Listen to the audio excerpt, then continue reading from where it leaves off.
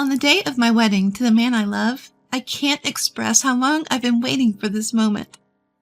But storms can hit without warning. I'm sorry. I'm pregnant with his child. Surrounded by well-wishers, I was ready to pledge eternal love. On this sacred day, my own sister hit me with the cruelest revelation. Even Dad, who I thought would be on my side, defended her. Why did this happen?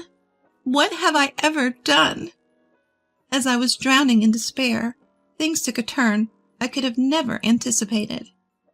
My name is Riley, 26 years old. I work at a foreign company, just an ordinary employee. My life has been pretty mundane until now, but even someone like me met my destiny 2 years ago. His name is Thomas, 28 years old. I met Thomas at a client's company, and we're currently engaged. We started dating when Thomas made the first move. After a year and a half, he recently proposed. Thomas isn't just great at his job, he's also well respected. I was so proud to have Thomas as my fiancé. Today, I brought Thomas home for a family meeting. Having not been home for a few months, Mom and Lily greeted us warmly. Riley, it's been a while. To think you'd come to announce your wedding. Mom was quite surprised. Sorry about that. Work has been hectic. It's okay. Alexander is waiting inside. Thanks. Where's Mary? She's here, in her room. I see. Honestly, I don't want to see Mary. The truth is, I've never really liked her. Mary is my older sister. Even at 30, she doesn't work.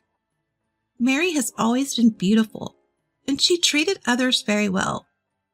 Maybe because of this, people always said she was adorable and such a good girl. As a result, she grew into an uncontrollable troublemaker.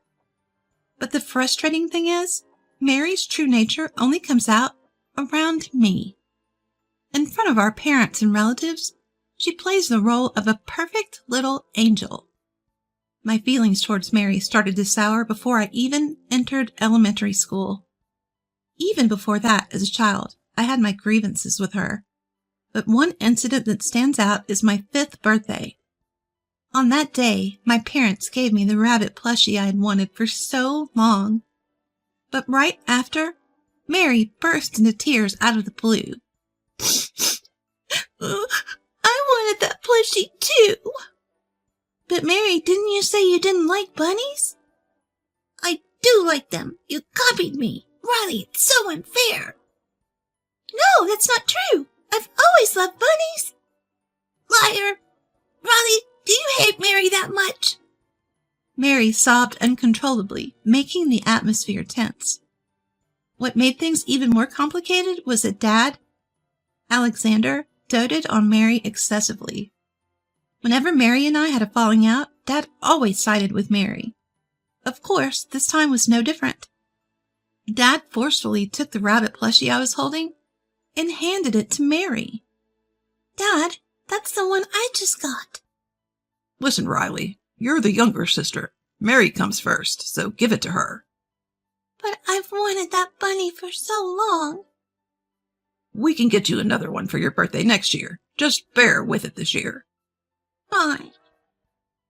Mary, hiding behind Dad, smirked at me maliciously.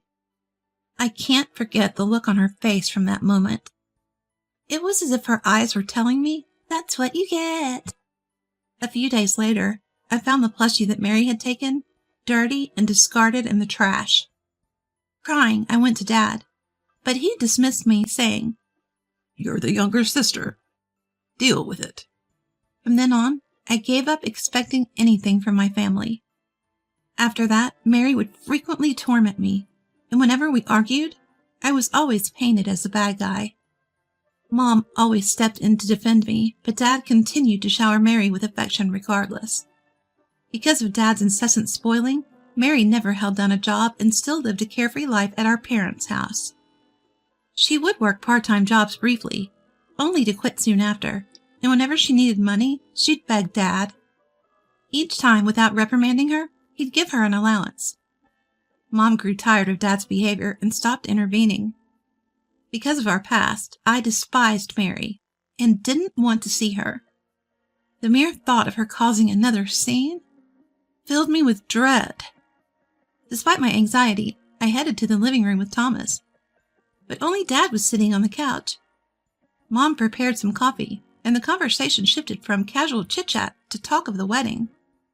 As we discussed the wedding date, I heard footsteps coming down from the upstairs staircase. Oh no, now? I'd prefer she not meet Thomas. But my fear quickly became a reality. Mary, wearing a revealing outfit, entered the living room. Feigning sweetness, she addressed me. Oh my, Riley, long time no see. Mary, we're discussing something important. Can you come back later? What's going on? Am I being excluded from some secret conversation? It's just about the wedding. The wedding? So the guy over there is your fiancé? Mary approached Thomas, saying sweetly, I'm Riley's sister, with a warm smile. Thomas seemed somewhat charmed by her. Fighting back my urge to shout, I stood up. In an attempt to suppress my anger, I left the living room and headed to the bathroom. Why does it always have to be like this? Mary's always in my way. And Thomas better not be falling for her. I took a few deep breaths to calm myself.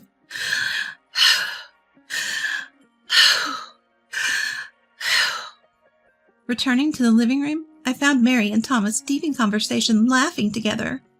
Witnessing that scene, the anger I'd been suppressing surged instantly. I gathered my things and called out to Thomas. Thomas, we're done here. Let's go home. Huh? Are we leaving already? What about the wedding plans? I'll contact Mom about it later. Can we just leave now? All right. Alexander, Lily, Mary, it was nice seeing you all.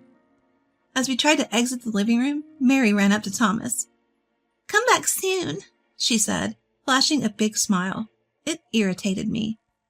I had told Thomas about Mary before, yet seeing him so taken with her, I felt anger again. On the way home, I broached the topic with Thomas, trying to dispel my anger and anxiety. Thomas, you remember what I told you about Mary, right?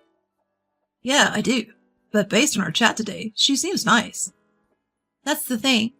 She's like that with everyone but me. Please don't be so easily fooled. Hey, I'm not easily swayed. The one I love is you, Riley. I wouldn't fall for any temptations. I trust you. Yet, recalling Thomas's expression around Mary earlier, I still felt unease. I think we should avoid visiting my family home as much as possible after we're married. After that, we didn't discuss Mary and simply enjoyed our time together. Our wedding preparations were well underway, and I was too busy to dwell on anything else. Then the big day arrived. My wedding dress, which I'd tried on many times and finally chosen. Makeup slightly bolder than usual, and a subtle tiara. The once-in-a-lifetime event. The day I'd long dreamed of came faster than I thought. Thomas looked tense. Of course, I felt the same nerves. But more than that, I was overwhelmed with joy that we were finally becoming husband and wife. After the ceremony, as a whirlwind of emotions engulfed me, we transitioned to the reception venue. After the groom finished his speech and the meal began, suddenly, Mary, seated at the family table, broke down crying loudly.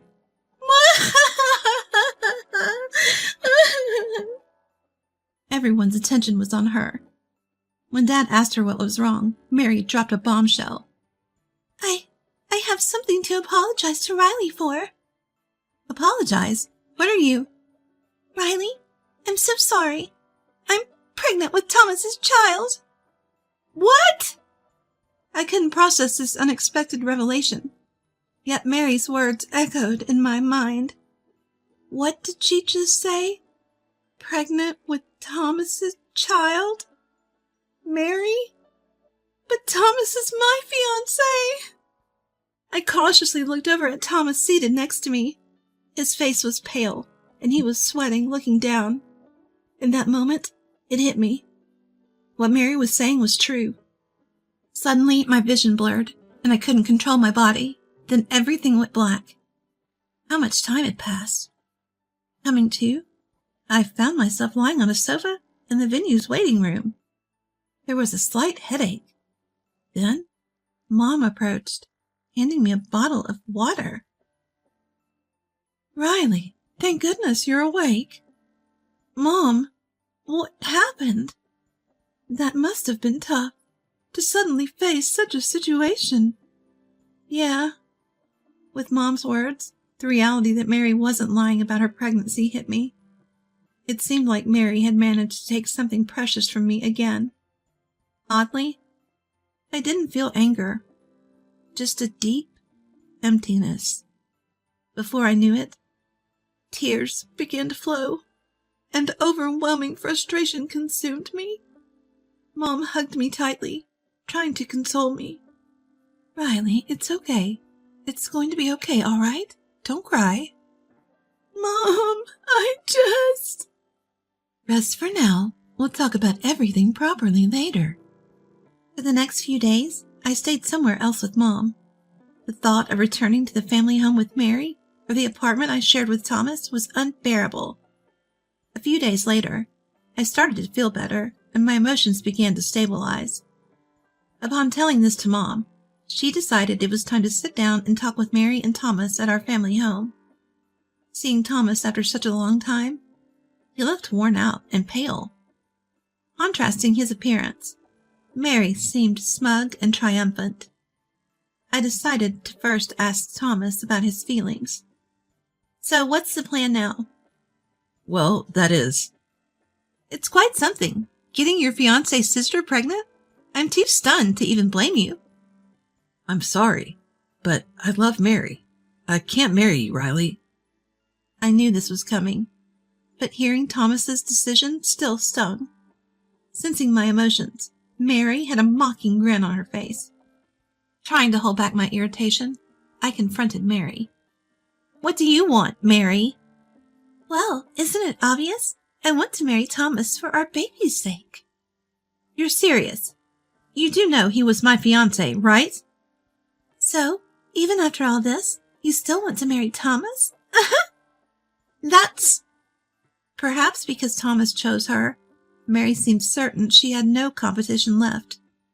Her apologetic face at the wedding venue was nowhere to be seen, replaced with a hateful smirk. Talking further is just a waste of time. Feeling resolved, I took a deep breath to end the conversation.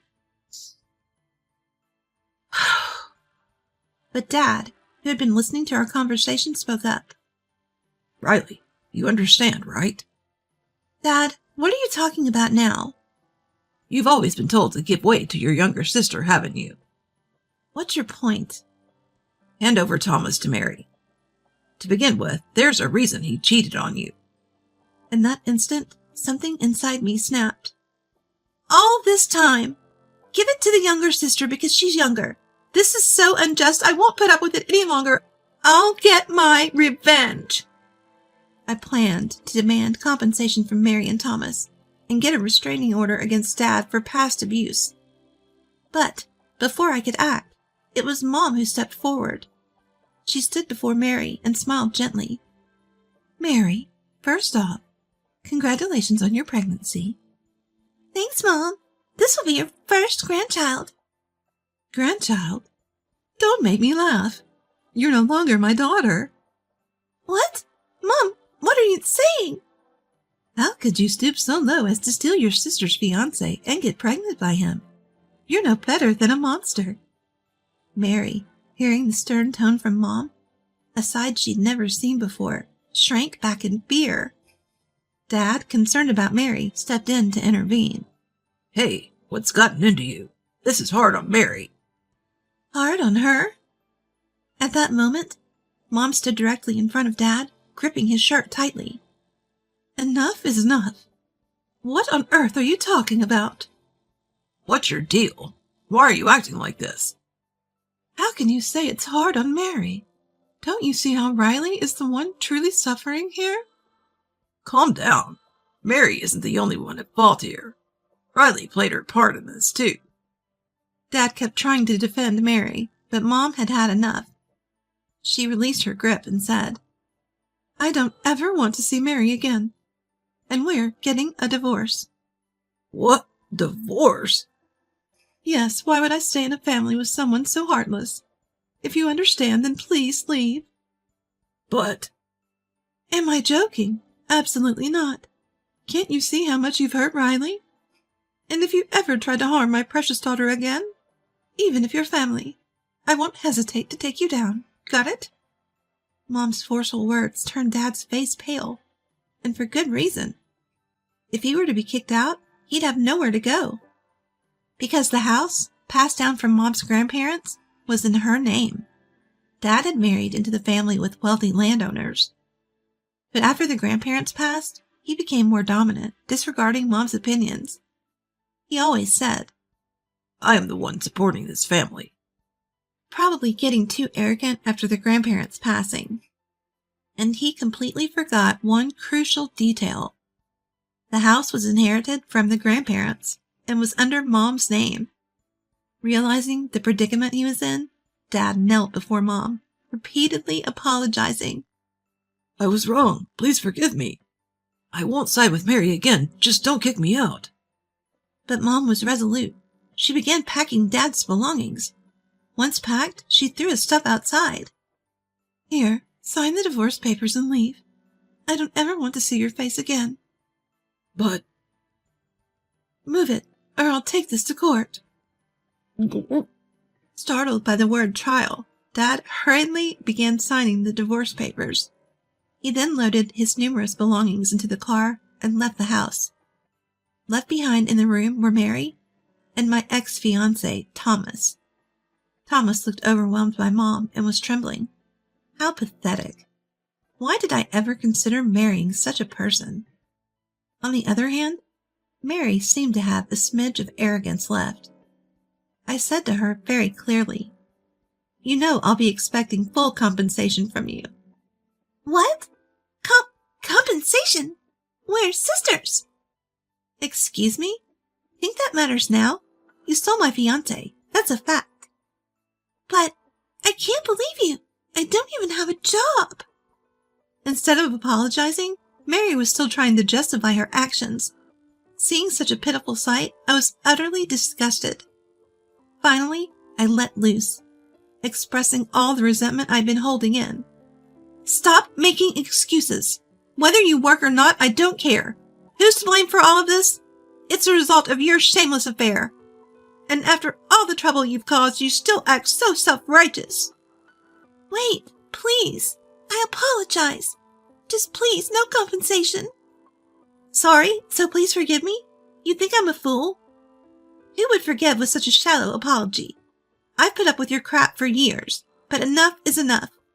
Being related to someone like you is just embarrassing. Got it? I won't show any mercy. No matter how much you cry or beg, I'll come after you with everything I've got." Mary broke down, begging and pleading. But of course, forgiveness wasn't an option. Like Dad, Mom packed up Mary's stuff and threw it outside. When Mary and Thomas were reluctant to leave, Mom and I forcibly evicted them. After that, Mom and Dad divorced.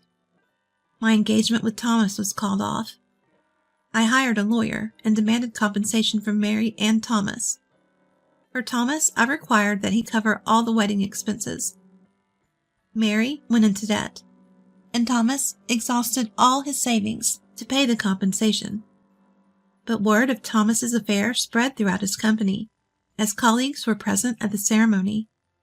Consequently, he was shunned, and unable to bear the humiliation, he resigned.